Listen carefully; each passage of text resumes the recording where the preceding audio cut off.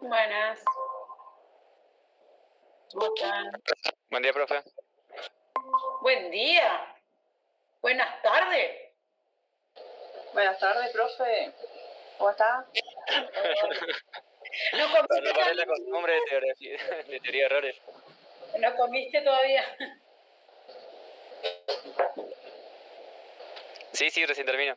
Ah, bueno. Porque en teoría dicen que la comida es la que te marca si es de mañana o es de tarde. Ay. En fin, bueno. ¿Qué pasó acá? Profe, Sí. ayer usted estaba preguntando si alguien conocía a un tal Gastón Castillo, el que quería entrar. Sí. Entró también ayer en la clase de dibujo y dijo Ajá. que venía de otra carrera, de ingeniería civil, creo, y que Ajá. estaba esperando a que le aprueben las materias o algo así. Que es ingeniero, digamos, civil, y por eso estaba tratando de entrar ayer. Ajá, lo hubiese mandado un mensaje por mail, por lo menos informándome, porque yo no voy a dejar entrar a alguien que no conozco. Qué raro que lo dejaran. Bueno, ¿en qué estaban ayer en dibujo? ¿En dónde se encontraron? ¿En Meet? Sí. ¿Pero de Exaune? No sé. Si es un Meet común de Gmail común, vos podés dejar entrar a cualquiera, porque no es una plataforma de la facultad. Fíjate que a mí cada vez que me aparece un nombre me dice persona ajena a Facultad de Ciencias Exactas, Naturales y Agrimensura. Mientras que si vos estás en un Gmail común, no te aparece nada, te aparece el nombre nomás. No, ni idea, profe. Ayer estaba en la reunión de dibujo topográfico estaban las profesoras Ale Acosta y la otra profe que no me acuerdo el nombre. Cintia Matusevich. Sí, esa, exactamente. Sí, esa. Pero no sé, por eso, no sé si está enterado de esta clase también, así que no sé, no tengo idea. Y bueno, pero él ayer quería entrar, yo no lo acepté, pero como no lo conozco y tampoco, o sea, la señora secretaria académica me había informado de que había una situación así, inclusive la señora decana me había dicho que no era uno solo, eran varios, que iban a hacer como el intercambio para incorporarse. Algunos que están cursando materias en ingeniería civil, porque me pidió el programa nuestro de topografía 2 para comparar lo que ellos dan en la materia que se llama topografía y geodesia. No tienen nada comparado con lo que tenemos nosotros. Ellos tienen en una materia topografía y geodesia, se llama, y son 6 materias nuestras, porque están las 3 topografías, las 2 geodesias y cartografía. Así que no sé, por eso a mí nadie me informó.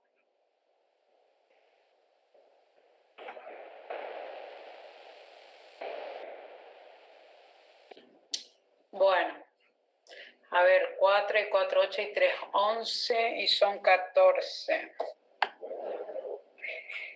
¿Alguno sabe de algún otro que tengan que cursar? ¿Que no haya estado ayer?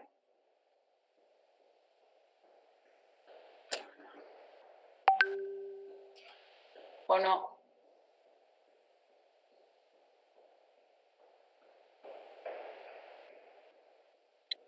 No, que yo sepa, profe.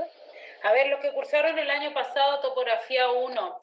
Hay 2 que estaban en lista el año pasado en topografía 1 y que ahora no están, Marcos Moser y Soto de Monte. ¿Alguno sabe de esos dos? A ver qué... No, Soto no cursa. Soto de Monte. Bueno, ¿y Marcos Moser? Yo le pregunto, profe, a Marcos y ahí le aviso. Sí, porque no voy a, o sea, después se va a anexar y que empiece del principio.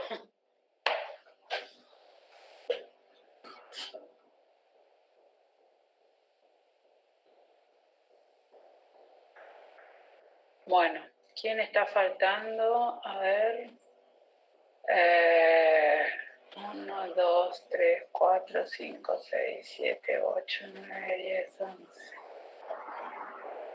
Ah, los 3 que tienen que rendir dibujo ahora.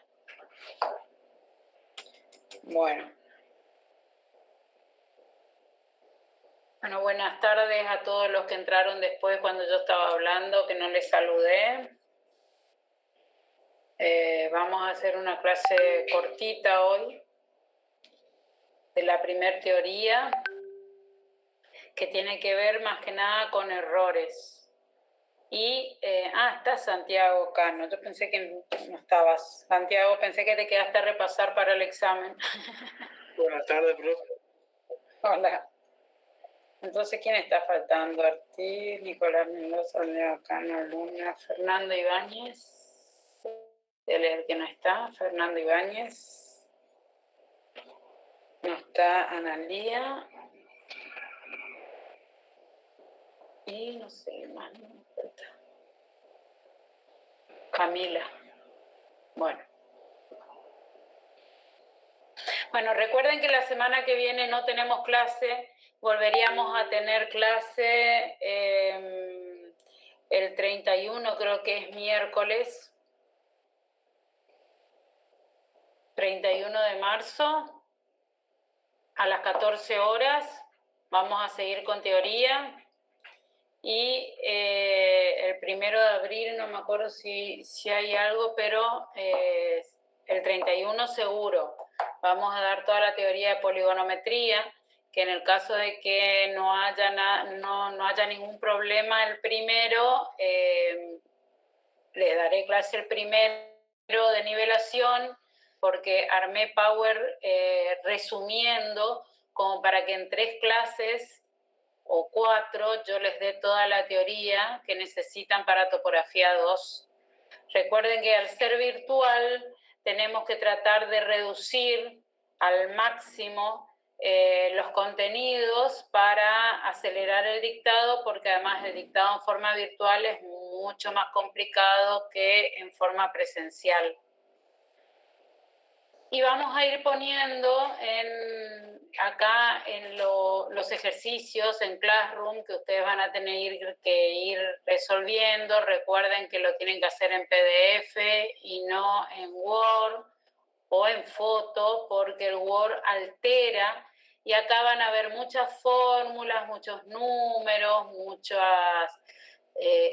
cosas de cálculo que pueden llegar a alterar. El año pasado me pasó con otras materias, inclusive con esta, con la otra que era Geodesia Física y Global, que presentaban en Word y la mitad de la información aparecía.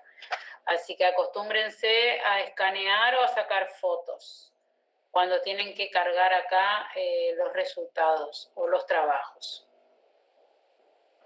Bueno, vamos a ver la teoría. Avísenme cuando ven. Bueno.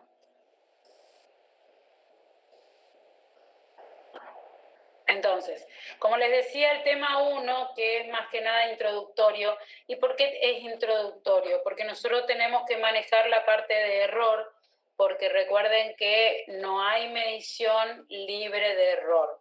Entonces, todo lo que incluye las mediciones en topografía 2, o sea, en su futuro laboral, va a estar cargado siempre de errores.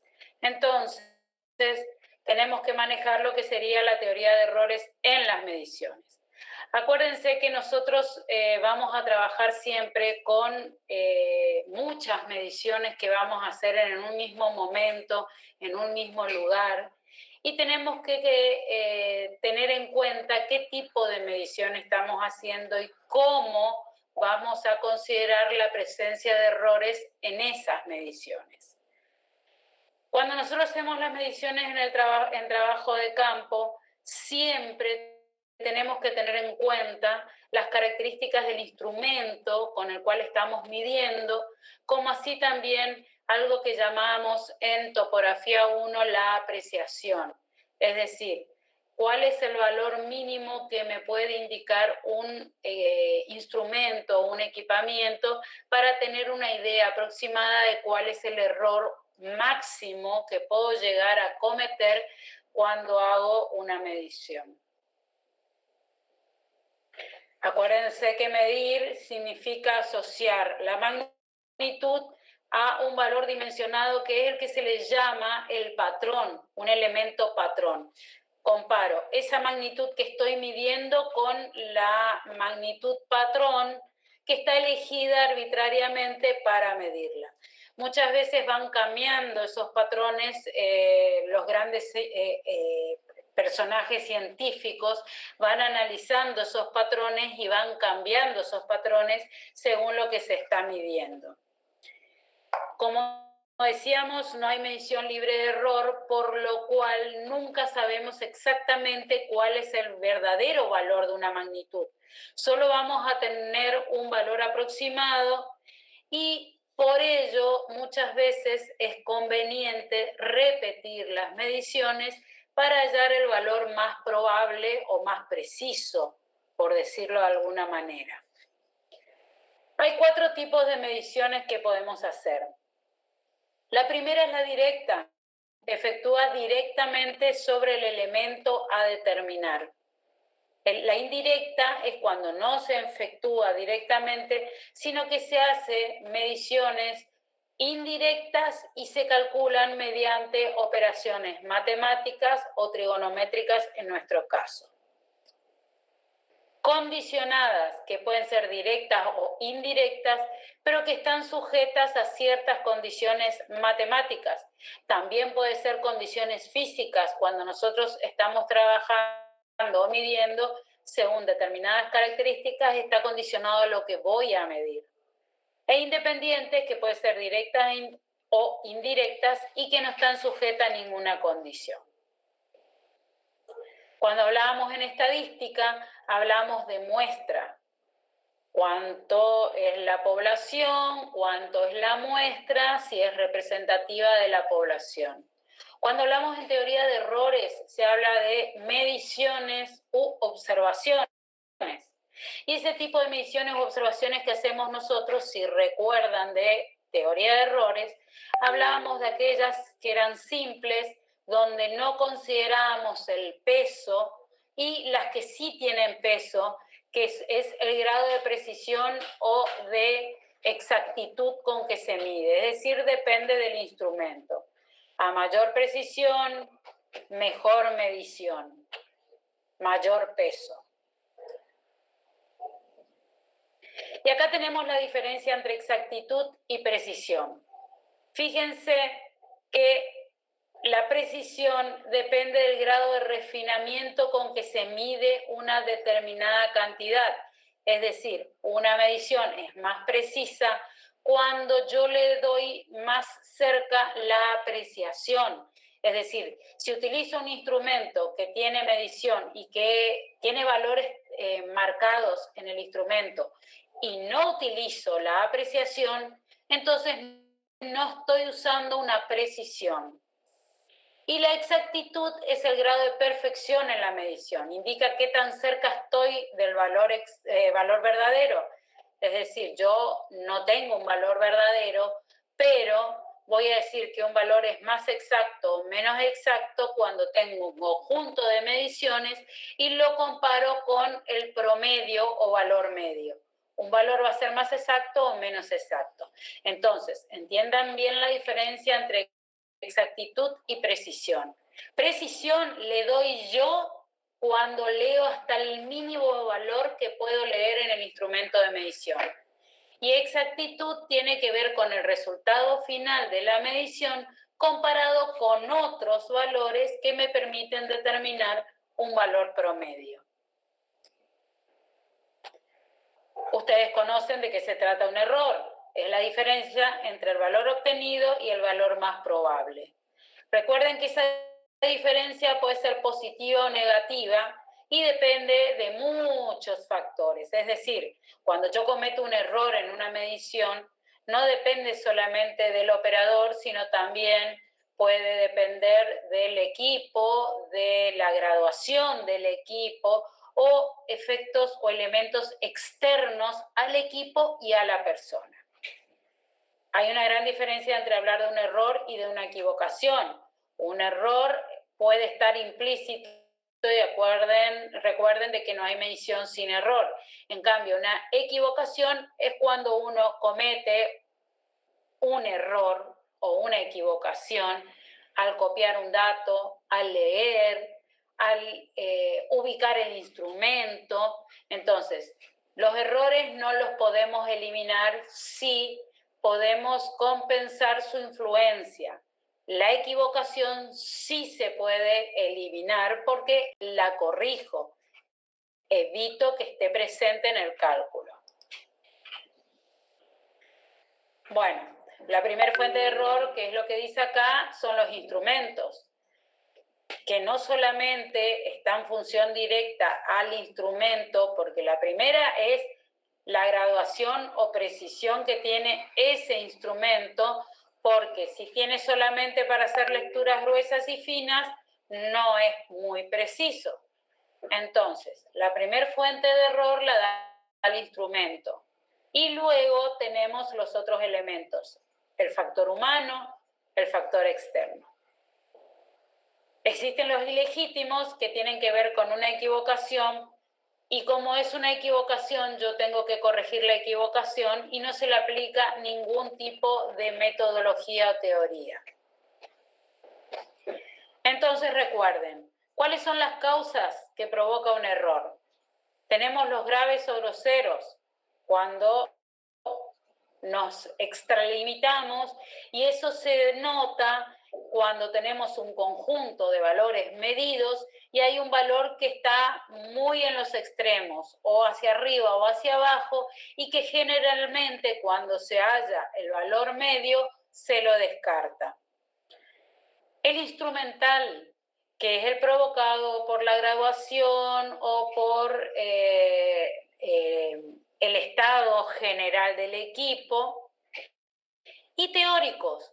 ¿A qué se refiere el teórico? El teórico se refiere a cuando aplicamos mal un método o cuando estamos midiendo en forma equivocada algo que no deberíamos medir o estamos aplicando mal un sistema de lectura, por ejemplo.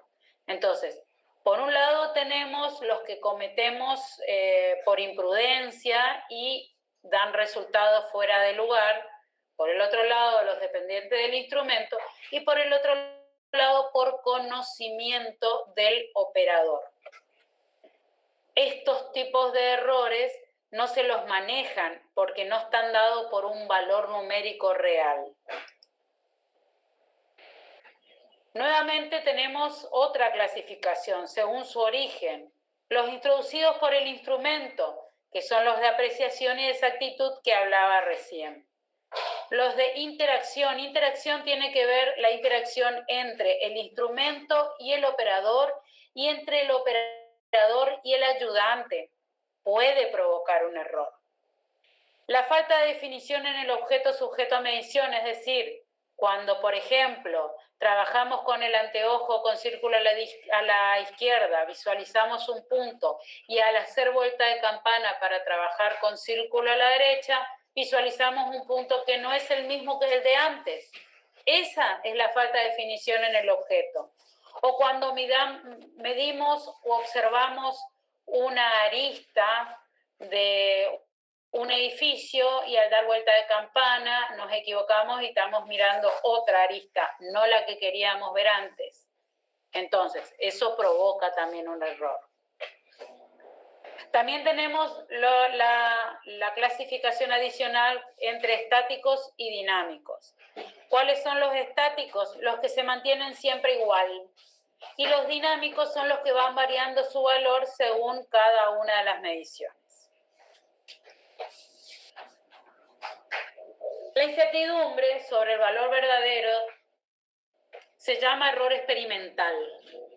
Es decir, cuando nosotros hacemos un conjunto de mediciones y no sabemos cuál es el valor verdadero que podría tener esa magnitud, nos da una incertidumbre llamada error experimental.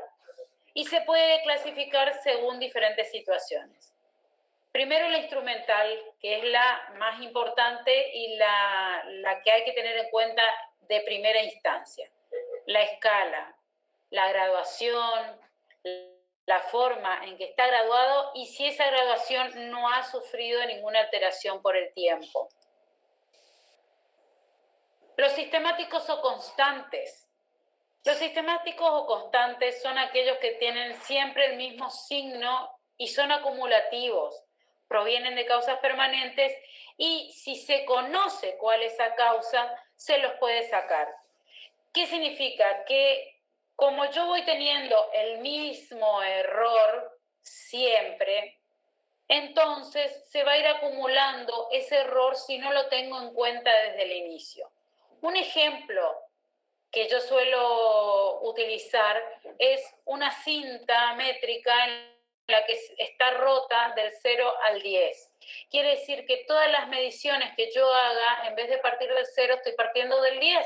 Si yo no tengo en cuenta de que estoy midiendo desde el 10 y no desde el 0, todas las mediciones que yo haga van a estar mal en ese valor 10 y se va a ir acumulando. Entonces, ¿cómo lo elimino? Teniendo en cuenta siempre que voy a hacer esa medición partiendo del 10 y no del 0.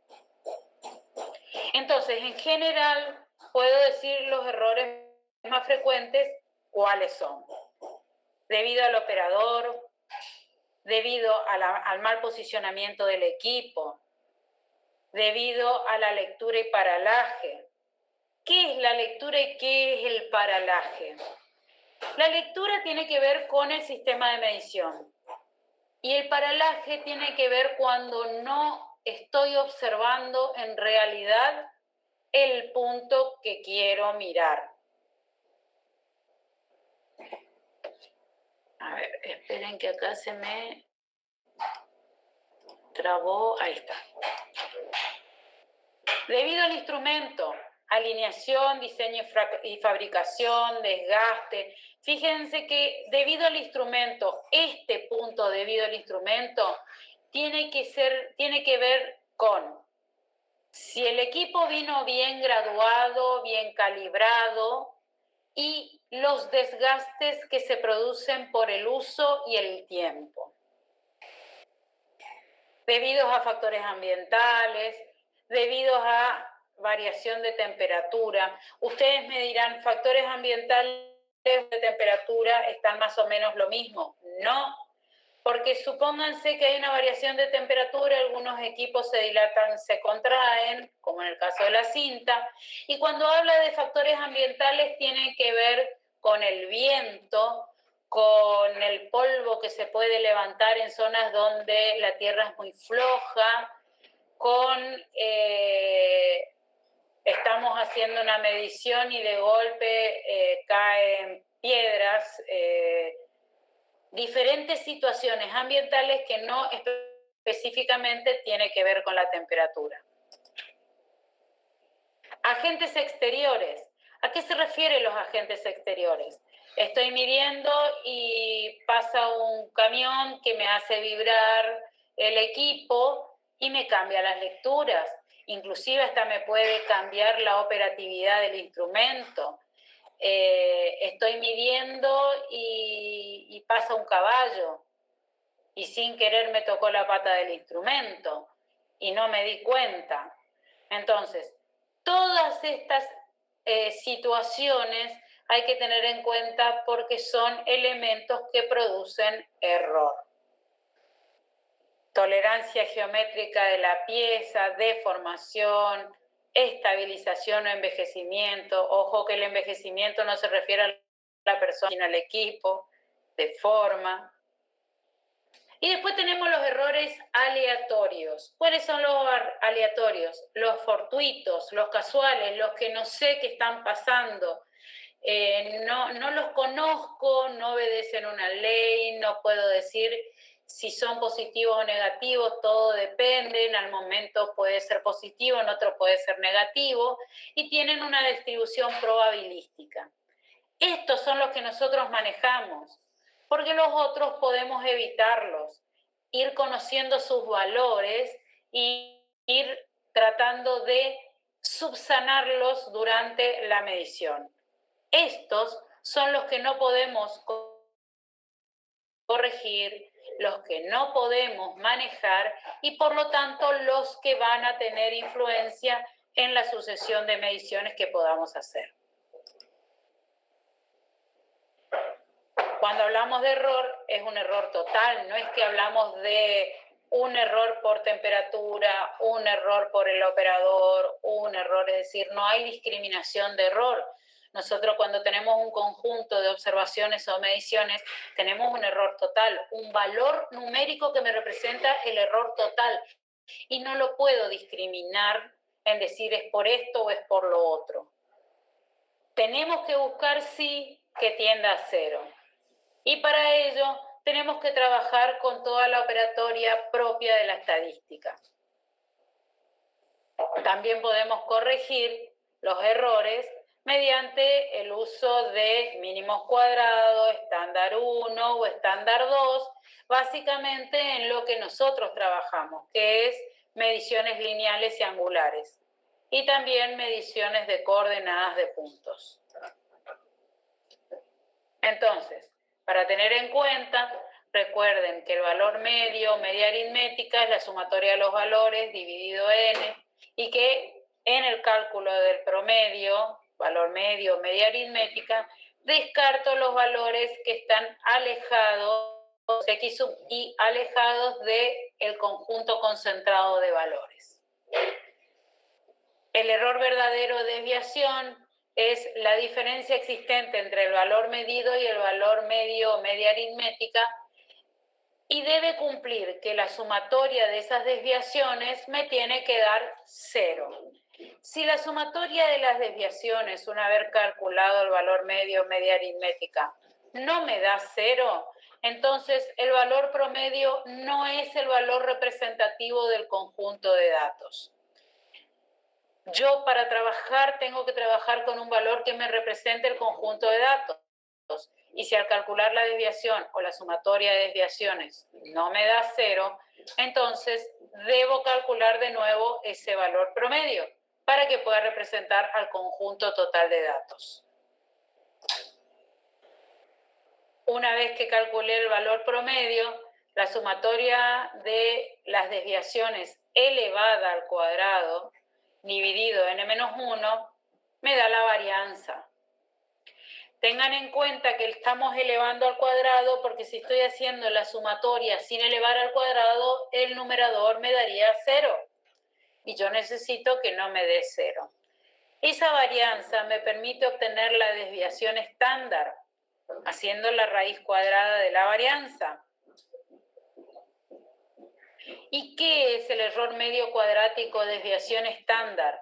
Me da el valor en más y en menos del error cometido dentro del conjunto de mediciones respecto a ese valor promedio. Es decir, el intervalo de valor por el cual yo estaría manejando el de elementos medidos.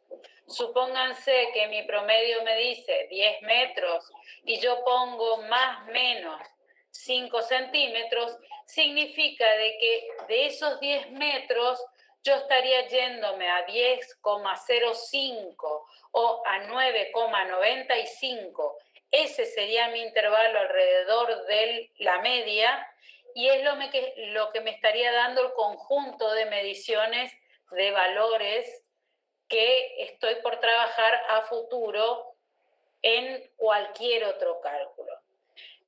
Entonces, tengan en cuenta siempre que esa desviación estándar es el más menos tanto valor, que es el que me indica, inclusive, cuando ustedes ven el grado de precisión de un instrumento cualquiera, donde le dicen más o menos un valor, es la desviación estándar permitida o qué da como resultado ese instrumento según su apreciación. Entonces, cuando nosotros trabajamos con un instrumento, debemos conocer cuál es su precisión. Y esa precisión está dada por la desviación estándar. Siempre debemos trabajar con eso. Entonces, el postulado de la teoría estadística de errores dice que el valor más probable de una serie de mediciones efectuadas en idénticas condiciones es el valor medio. Es decir, el valor más probable se asocia con el valor promedio. Y el valor más probable significa que si yo mido una longitud y su promedio me da tanto, yo tengo que asumir que ese es el valor de esa longitud. Ya no tengo que empezar a pensar de que hay un valor mayor o un valor menor, no. El promedio me representa ese valor y de ahí en más yo trabajo con ese promedio. Es igualmente probable cometer errores verdaderos de iguales valores absolutos y distintos signos. ¿Eso qué significa? Que yo puedo cometer errores en más y en menos, de un mismo valor, pero hacia adelante y hacia atrás. Y eso es lo que me da la desviación estándar, que puedo cometer errores verdaderos de valor absoluto mayor o menor, o sea, positivo o negativo, dentro de un conjunto de mediciones y ya está definido por una medida, por un valor calculado. Y en una serie de observaciones es más probable un error verdadero cuanto menor es su valor absoluto. Es decir, cuando la desviación estándar me da más pequeña, yo sé que el valor verdadero es el valor casi exacto. Es decir, cuanto menor sea cuanto menor sea la desviación estándar, menor es el intervalo en el cual fluctúa ese valor medio. Y por lo tanto, puedo decir que el error es mínimo en ese caso y que el valor medio es el más representativo. Y con eso terminamos la parte de errores.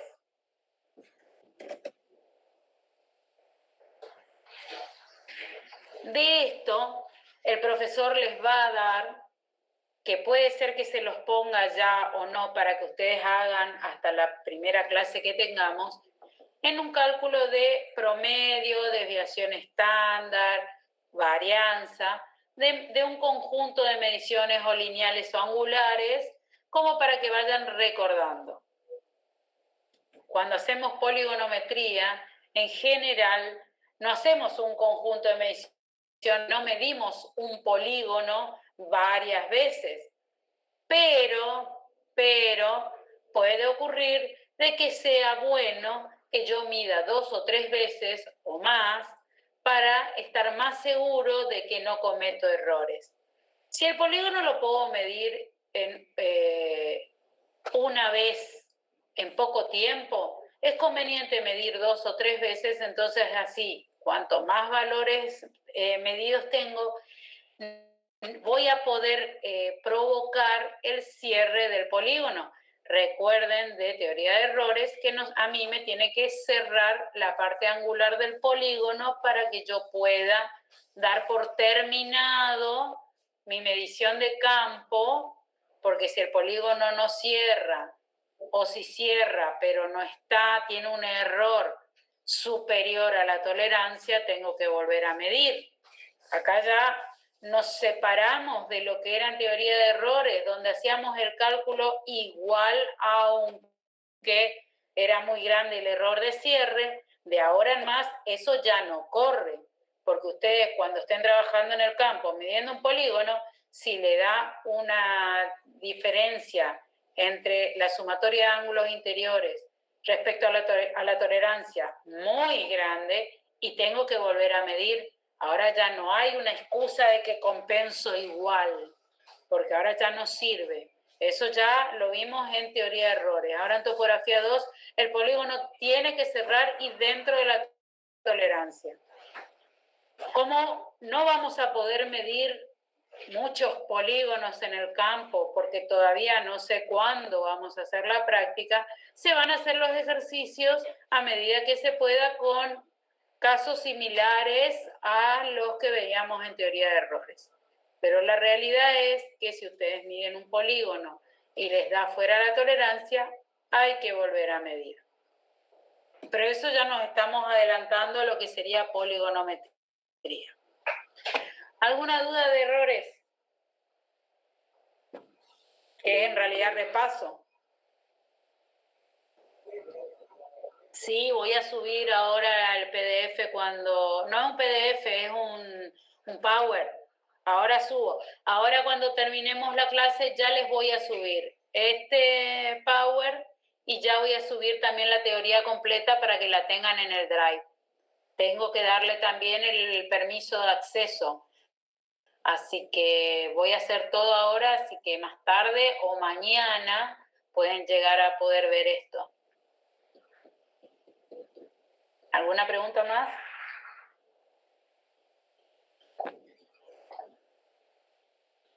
¿Ninguna? Bueno. En fin. Bueno, entonces nos encontraremos el miércoles 31 a las 14. Yo no sé si el enlace que puse ahora va a correr para ese día. Yo después les aviso si es el mismo enlace, porque yo lo publiqué porque a ustedes no les aparecía, a pesar de que yo puse que sea visible para los alumnos, pero no sé por qué no lo es. Pero yo, si no es ese enlace, yo lo vuelvo a compartir en el tablón como hice ahora. ¿Estamos? Bueno, listo. Entonces, los dos que me faltaba saber no cursan, así que entonces serían 14 o 15 si va este muchacho de ingeniería civil también. Silvina, vos que me estabas contando de que entró en dibujo, Pasó ¿puso algún...? Sí, puso número de contacto. ¿Quiere que le pase, profe? No. ¿Qué mal se escucha? ¿Y conexiones, profe? Bueno, ¿sabés qué? Decirle que se comunique conmigo por privado. ¿Vos tenés mi celular? Sí. Bueno, pues decirle que se comunique conmigo por privado. Bueno, listo. Nos vemos el 31, entonces. Suerte en las mesas, que se rindan. Chao. Gracias, profe. Hasta luego. Chao, chao. Chao, profe. Chao.